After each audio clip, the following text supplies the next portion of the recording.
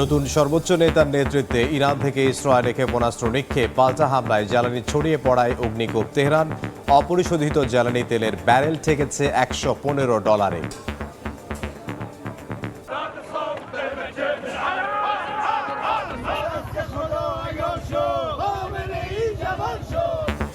মুজতবা খামেনিকে স্বাগত জানিয়ে ইরান ইরাকের বিভিন্ন শহরে উল্লাস। প্রেসিডেন্ট আইআরজিসির আনুগত্য স্বীকার। মার্কিন অনুমোদন ছাড়া ক্ষমতা টিকবে না বেশি দিন, হুঁশিয়ারি ট্রাম্পের।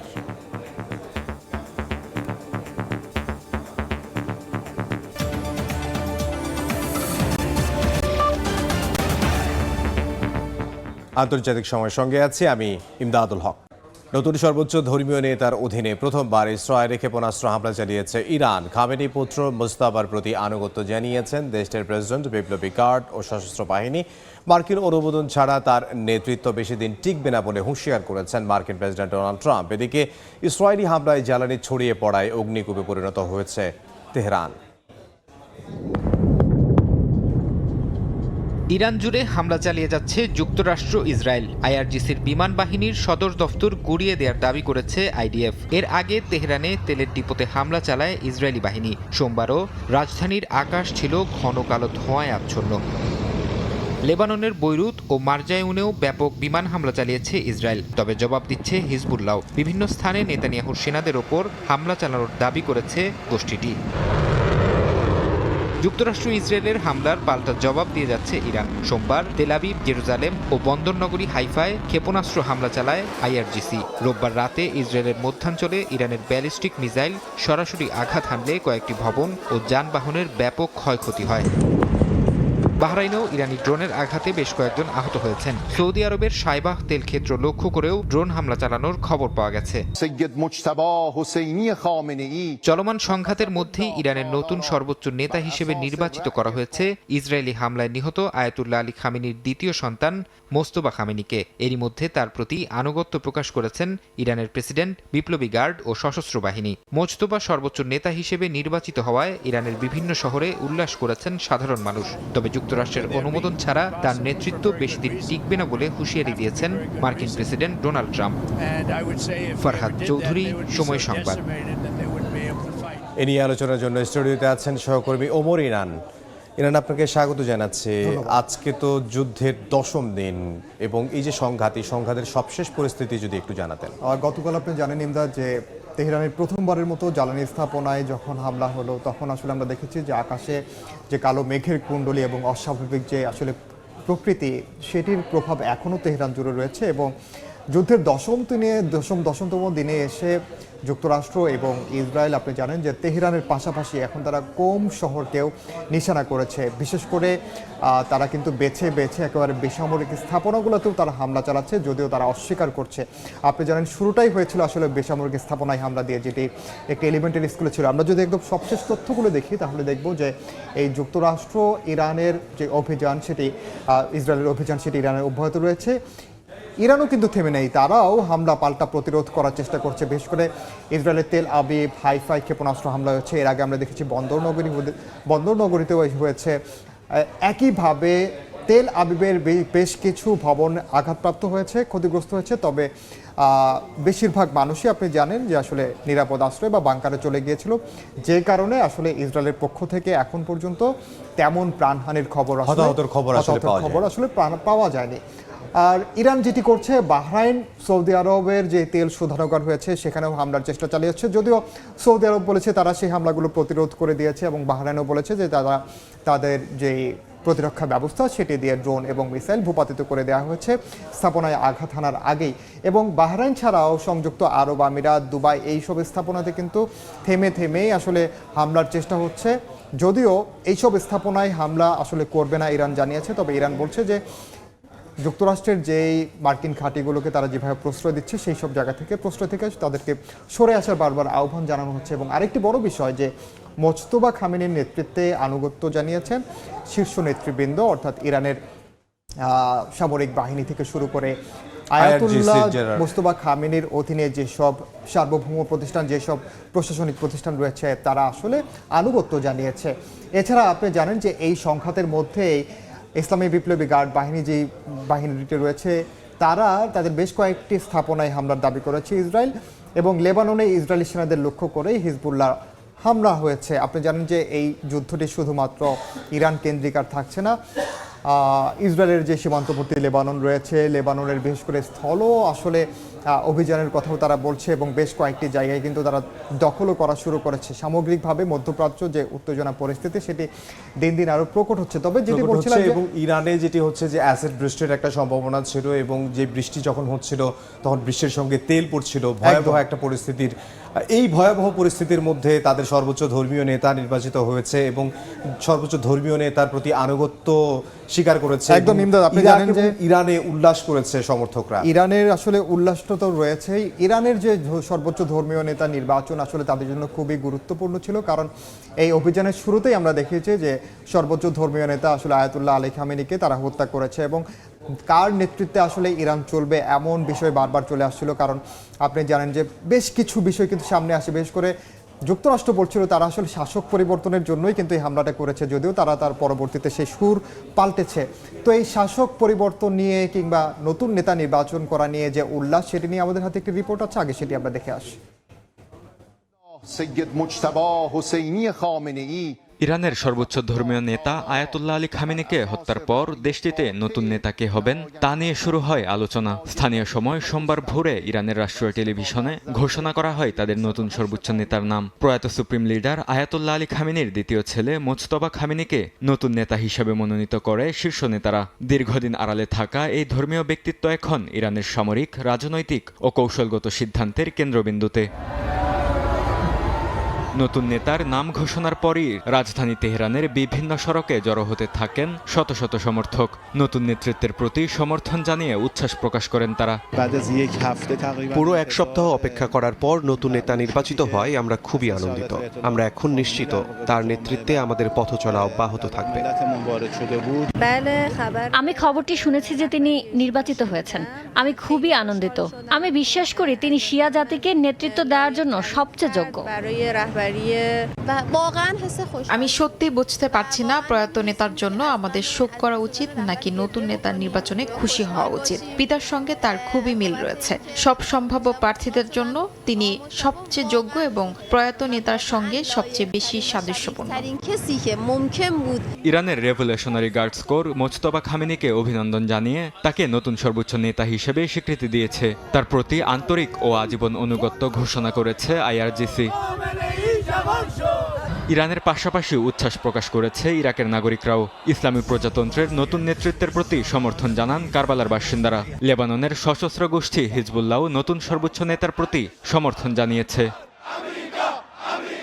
বরকতুল্লাহ, সময় সংবাদ। এবার যেমনটা দেখছিলাম যে আসলে নতুন নেতা নির্বাচিত হয়েছে। একদিকে আপনি জানেন যে তার বাবা অর্থাৎ আয়াতুল্লাহ আলী খামেনির মৃত্যুর পর ইরান এখনো শোক পালন করছে, 40 দিনের তারা শোক ঘোষণা করছে, এবং এই শোকের মধ্যেই নতুন নেতা নির্বাচিত করেছেন। তারা যেমন উল্লাস করছেন, ঠিক একইভাবে এখন আসলে সামনে আসছে যে এই মুজতবা খামেনির সামনে কি কি চ্যালেঞ্জ রয়েছে। বিশেষ করে তার বাবা যেভাবে আইআরজিসি থেকে শুরু করে ইরানের প্রত্যেকটি সামরিক, আধা সামরিক বাহিনীকে যেভাবে নেতৃত্ব দিয়েছেন, সবাই যেভাবে আনুগত্য মেনে নিয়েছেন, পুরো বিশ্বের সঙ্গে তিনি যেভাবে আসলে প্রতিক্রিয়া জানিয়েছেন এবং ডিল করেছেন, সেটি তার ছেলে কতটা করবে। কারণ এখন আসলে ইরান তার তো মুজতবা খামেনি, তার তো একটা প্রভাব ছিল এর আগেও, যখন তার বাবা ছিল আয়াতুল্লাহ খামেনি সর্বোচ্চ ধর্মীয় নেতা, আপনি জানেন যে তার প্রভাব ছিল, তার উপর কিন্তু প্রভাব ছিল, যেহেতু তার বাবা একজন শীর্ষ ধর্মীয় নেতা ছিলেন। তিনি আনুষ্ঠানিকভাবে সরকারি কোনো আসলে দায়িত্বে না থাকলেও তার বাবার ছেলে হিসেবে তিনি বিভিন্ন জায়গায় কিন্তু আসলে যেতেন, এবং তার যেই সেই নেতৃত্ব, দৃঢ়চেতা মনোভাব, সেটি কিন্তু বজায় রেখেছেন, এবং মানুষ তাকে আগে থেকে সমীহ করতেন। এই চ্যালেঞ্জ মোকাবেলা করা, যেটি আপনি বলছিলেন, কি চ্যালেঞ্জ আসলে তার সামনে আছে সেটি আমাদের হাতে একটি প্রতিবেদন আছে, আমরা সেটিতে দেখে আসি। ইসরায়েল যুক্তরাষ্ট্রের হামলায় ইরানের সর্বোচ্চ নেতা আয়াতুল্লাহ আলী খামেনি নিহত হওয়ার পর ক্ষমতার কেন্দ্রে উঠে এসেছেন তার দ্বিতীয় ছেলে মুজতবা হোসাইনি খামেনি। ঘনিষ্ঠ মহলের দাবি, বহুদিন ধরেই তাকে সম্ভাব্য উত্তরসূরি হিসেবে দেখা হচ্ছিল এবং সেভাবে তাকে প্রস্তুত করা হয়। তবে এবার আনুষ্ঠানিকভাবে দায়িত্ব পেলেন মুজতবা। স্থানীয় সময় রোববার 56 বছর বয়সী মুজতবাকে আনুষ্ঠানিকভাবে ইরানের সর্বোচ্চ নেতা হিসেবে ঘোষণা করেন শীর্ষ ধর্মীয় নেতারা। 1969 সালে মাশহাদ শহরে জন্ম নেয়া মুজতবা 6 ভাই বোনের মধ্যে দ্বিতীয়। তার শৈশবেই শাহ মোহাম্মদ রেজা পাহলভি বিরোধী আন্দোলনে যুক্ত হন বাবা আয়াতুল্লাহ খামেনি। পরে ইরানের ইসলামী বিপ্লবের মাধ্যমে রাজতন্ত্রের পতন হলে খামেনি পরিবার ক্ষমতার কেন্দ্রবিন্দুতে উঠে আসে। তেহরানের আলাভি উচ্চ বিদ্যালয়ে পড়াশোনার পর মুজতবা ধর্মীয় শিক্ষা নিতে যান কোম শহরে। যদিও দীর্ঘ ধর্মীয় শিক্ষা জীবন সত্ত্বেও আয়াতুল্লাহ মর্যাদা অর্জন করতে পারেনি মুজতবা, যা সাংবিধানিকভাবে সর্বোচ্চ নেতার জন্য গুরুত্বপূর্ণ বলে ধরা হয়। সাধারণত লোকচক্ষুর আড়ালেই থেকেছেন মুজতবা, জনসম্মুখে তার বক্তৃতাও খুবই বিরল। তবে ইরানের জটিল ধর্মতান্ত্রিক ক্ষমতার কাঠামোর ভেতরে তার প্রভাব ছিল বিস্তৃত। সরকারি কোনো পদে না থাকলেও দীর্ঘদিন বাবার কার্যালয়ে অঘোষিত প্রভাবশালী হিসেবেই দেখা হতো মুজতবাকে। বিশ্লেষকদের মতে সর্বোচ্চ নেতা হিসেবে দায়িত্ব নেওয়ার পর মুজতবাকে একসঙ্গে সামলাতে হবে একাধিক বড় চ্যালেঞ্জ। একদিকে শক্তিশালী বিপ্লবী বাহিনীর কৌশল ও অবস্থান নিয়ন্ত্রণ, অন্যদিকে যুক্তরাষ্ট্র ইসরায়েলের সম্ভাব্য সামরিক চাপ মোকাবেলা, পাশাপাশি অভ্যন্তরীণ বিদ্রোহ, সীমান্ত নিরাপত্তা এবং সরকার বিরোধী আন্দোলনের নিয়ন্ত্রণের পাশাপাশি দীর্ঘদিনের পশ্চিমা নিষেধাজ্ঞায় দুর্বল হয়ে পড়া অর্থনীতি পুনরুদ্ধারও তার সামনে বড় পরীক্ষা হয়ে উঠবে। শিউলি রোজা, সময় সংবাদ। এরই মধ্যে কিন্তু ইরান যেমন আসলে যুদ্ধের কারণে একটি চ্যালেঞ্জে, আপনি জানেন যে এই যে গতকাল যে জ্বালানি স্থাপনায় জ্বালানি মজুত আকারে হামলা হয়েছে, সে কারণেও কিন্তু এখন নাগরিক জীবনেও কিন্তু সেটির প্রভাব পড়তে শুরু করেছে। কারণ আপনি জানেন যে ইরান কখনোই আসলে তেল নিয়ে, গ্যাস নিয়ে তাদের কখনো চিন্তা করতে হয়নি, দাম নিয়ে তো অবশ্যই না। তাদেরও আসলে দৈনিক কতটুকু তেল নিতে পারবে তাদেরও একটি সীমা বেঁধে দেওয়া হয়েছে গতকাল থেকে। এই হামলার পর থেকে আগে তারা 30 লিটার নিতে পারতো, এখন তাদেরকে 20 লিটার নিতে পারবে, এমন একটি সীমা নির্ধারণ করে দেওয়া হচ্ছে। ইরানে যেমন করে আসলে তেলের প্রভাবটি পড়ছে, যুদ্ধের প্রভাব পড়ছে, পুরো বিশ্বেও আসলে এই প্রভাবটা পড়ছে। আমরা দেখতে পাচ্ছি যে এই জ্বালানির দাম কিন্তু বিশেষ করে ইউরোপের দেশগুলোতে কিন্তু হু হু করে বেড়েছে এবং শুরুর দিনে আমরা দেখেছি 50% পর্যন্ত বেড়েছে। এবং এই সপ্তাহে জ্বালানি সংকট নিয়ে ইউর যে সমন্বয় দল রয়েছে তারা জরুরি বৈঠকে বসবে। শুধু ইউর সমন্বয় দলই নয়, এমনকি জ্বালানি মজুদ নিয়ে আসলে কোন দেশের কি পরিমাণ জ্বালানি মজুদ আছে, তারা কতদিন চলতে পারবে, সে নিয়ে শিল্পোন্নত দেশগুলোর যে জোট রয়েছে G7, তারাও কিন্তু আলোচনায় বসবে।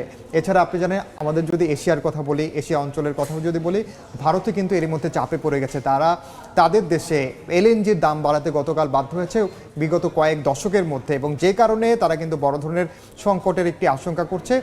চীন আবার চেষ্টা করছে নিজস্ব যে পরিশোধনাগারগুলো রয়েছে, বিকল্প উপায় আসলে কিভাবে ব্রেন্ট অয়েল বা অপরিশোধিত তেল আনা যায়, এনে তারা সেখানে পরিশোধন করে।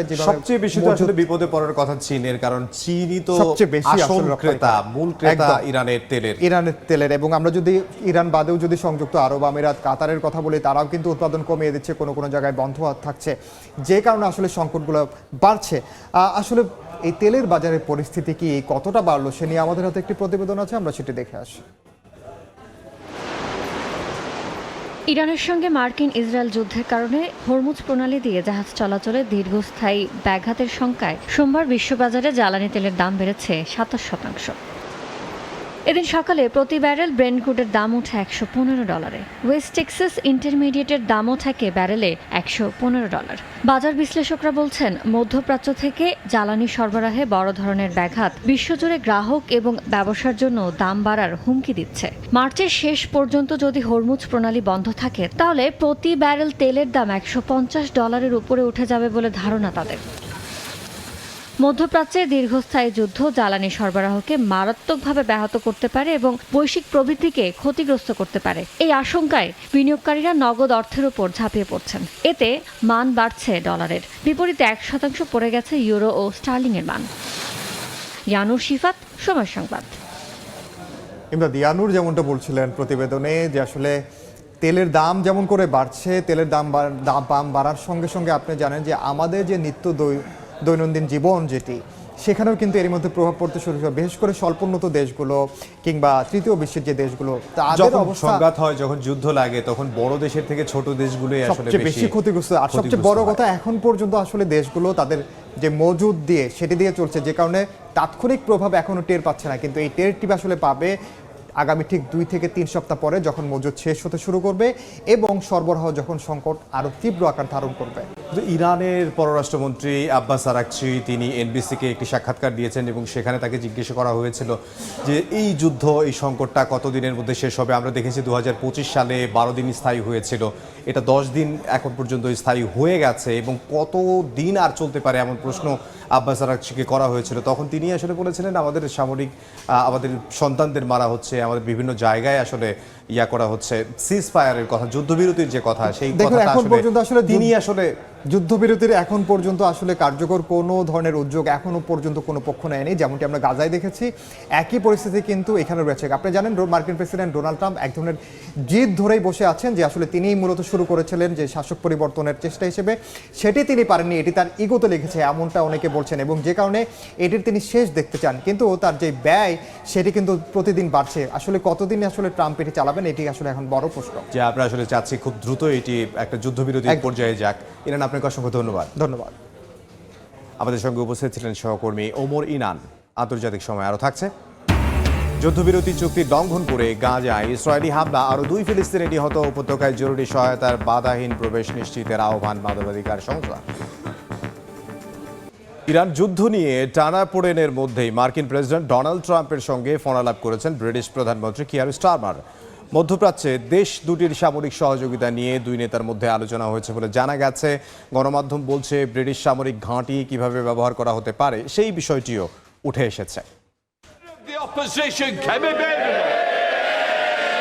ইরানের হামলা চালানোর জন্য যুক্তরাষ্ট্রকে ব্রিটিশ ঘাঁটি ব্যবহারে অস্বীকৃতি জানান প্রধানমন্ত্রী কিয়ার স্টারমার, যা নিয়ে তীব্র সমালোচনা করেন ট্রাম্প। ওয়াশিংটন লন্ডনের বিশেষ সম্পর্ক আগের মতো বলেও জানান মার্কিন প্রেসিডেন্ট।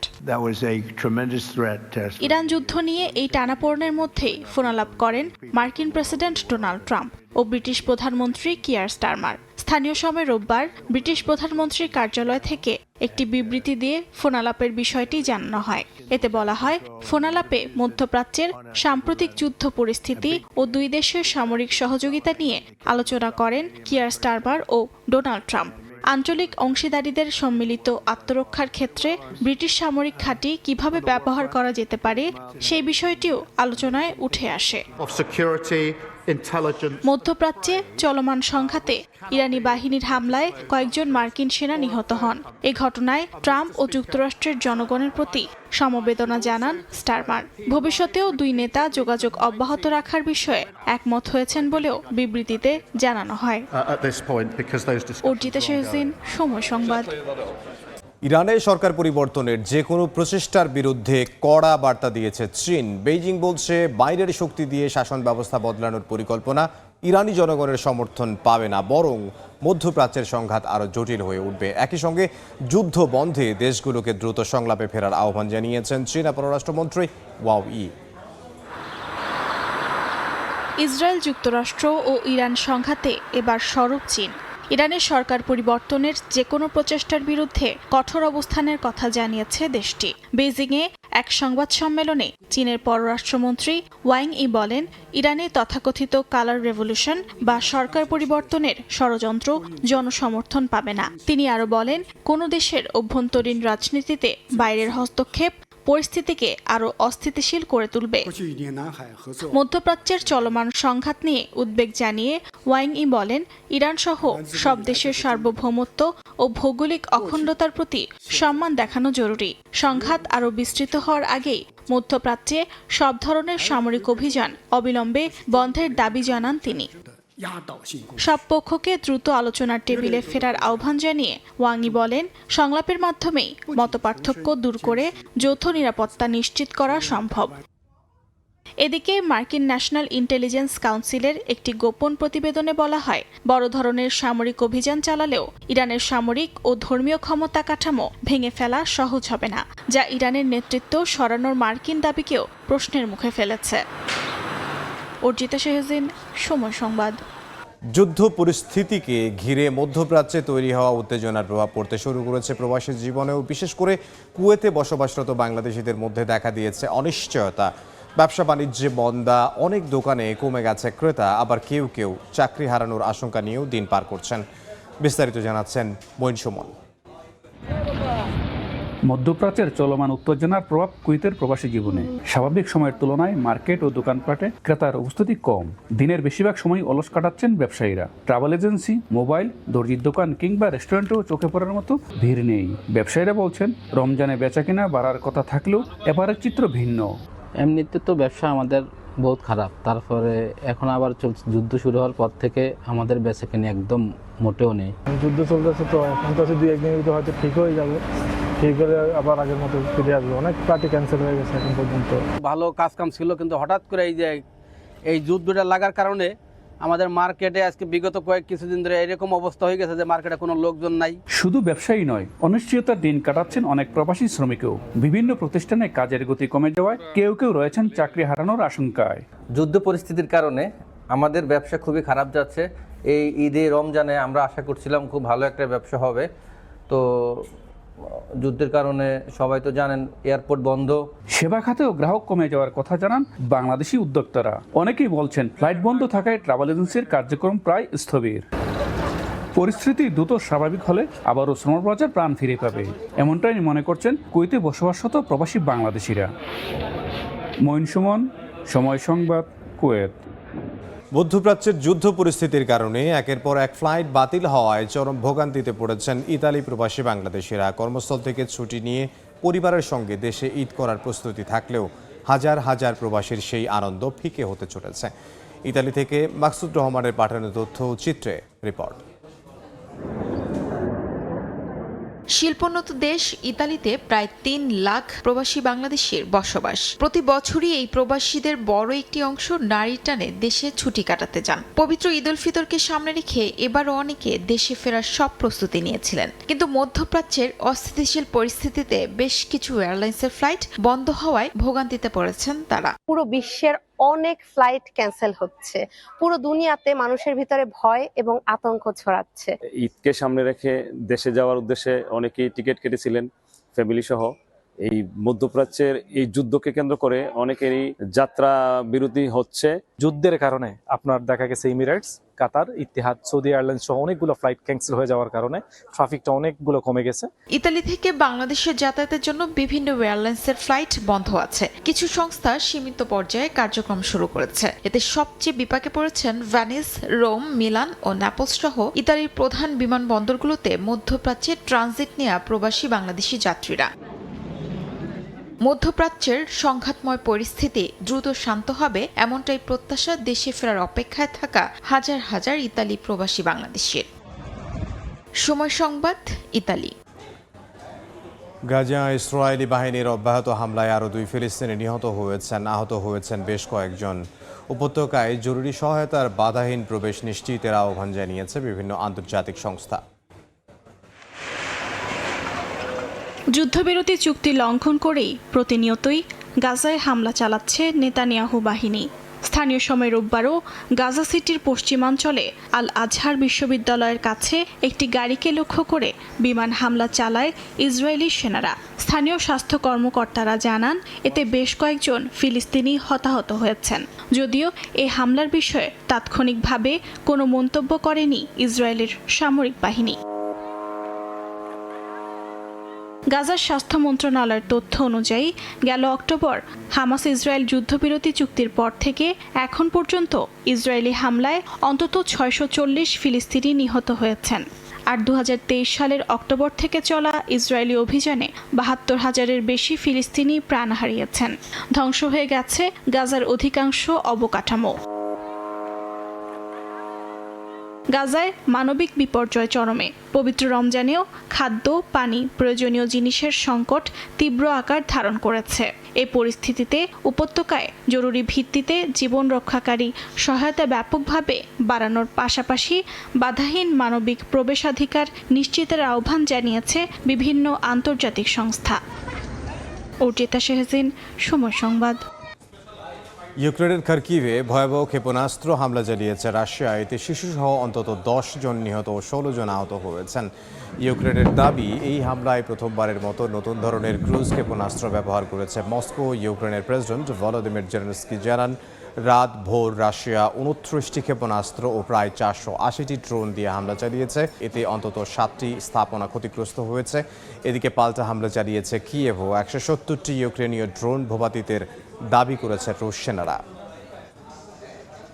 তাইওয়ানের সমুদ্র সীমার আশপাশে চীনা সামরিক তৎপরতা আবারও বেড়েছে। একদিনে শনাক্ত হয়েছে চীনের 8টি নৌযান। তাইওয়ানের প্রতিরক্ষা মন্ত্রণালয় জানিয়েছে সোমবার দ্বীপটির চারপাশে চীনের এসব নৌযানের উপস্থিতি শনাক্ত করা হয়। বিষয়টি টের পেয়ে পরিস্থিতি পর্যবেক্ষণ শুরু করে তাইপে দ্রুত প্রয়োজনীয় প্রতিক্রিয়া দেখানো হয়েছে বলেও জানিয়েছে তারা। এদিকে তাইওয়ানকে আন্তর্জাতিক অঙ্গনে শান্তি নষ্টকারী আখ্যা দিয়েছেন চীনের পররাষ্ট্রমন্ত্রী ওয়াং ই। তার এমন বক্তব্য প্রত্যাখ্যান করেছে তাইপে। তাইওয়ানের পররাষ্ট্রমন্ত্রী লিন চিয়া বলেন, আন্তর্জাতিক অঙ্গনে শান্তি নষ্টকারী হিসেবে আচরণ করছে চীন। তাইওয়ানের সার্বভৌমত্ব কখনোই বেইজিং এর অধীনে ছিল না বলেও মন্তব্য করেন তিনি। নিউ ইয়র্ক সিটির মেয়র জোহরান মামদানির বাসভবনের সামনে বিক্ষোভ করেছে একদল কট্টর ডানপন্থী ও মুসলিম বিদ্বেষীরা। রোববার অধিকার কর্মী জেক ল্যাং এর নেতৃত্বে মামদানির সরকারি বাসভবনের সামনে জড়ো হতে থাকেন বিক্ষোভকারীরা। স্থানীয় প্রশাসন জানায় এ সময় বাসভবনের সামনে একটি বিস্ফোরক নিক্ষেপ করা হয়। প্রাথমিক বিশ্লেষণ শেষে নিউ ইয়র্ক পুলিশ জানায় নিক্ষেপ করা পদার্থটি একটি হাতে তৈরি করা আইইডি, যা মারাত্মক জখম এমনকি মৃত্যুর কারণও হতে পারে। এই ঘটনায় জড়িত সন্দেহে দুজনকে হেফাজতে নিয়েছে পুলিশ। ঘটনার তদন্তে যোগ দিয়েছে এফবিআইও। এদিকে এক বিবৃতিতে বিক্ষোভের নিন্দা জানান মেয়র জোহরান মামদানি। বিক্ষোভ পরবর্তী সহিংসতাকে আরও বেশি উদ্বেগজনক বলে উল্লেখ করেন মামদানি। বলেন, বিক্ষোভে সহিংসতা কখনোই গ্রহণযোগ্য নয়। ইন্দোনেশিয়ায় ভয়াবহ ভূমিধসে অন্তত 5 জনের মৃত্যু হয়েছে।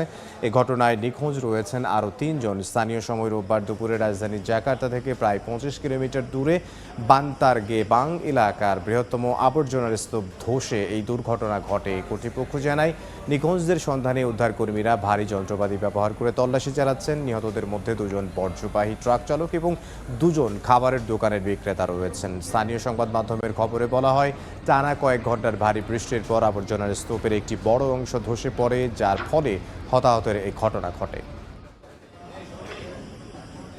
এই ছিল আন্তর্জাতিক সময়ে।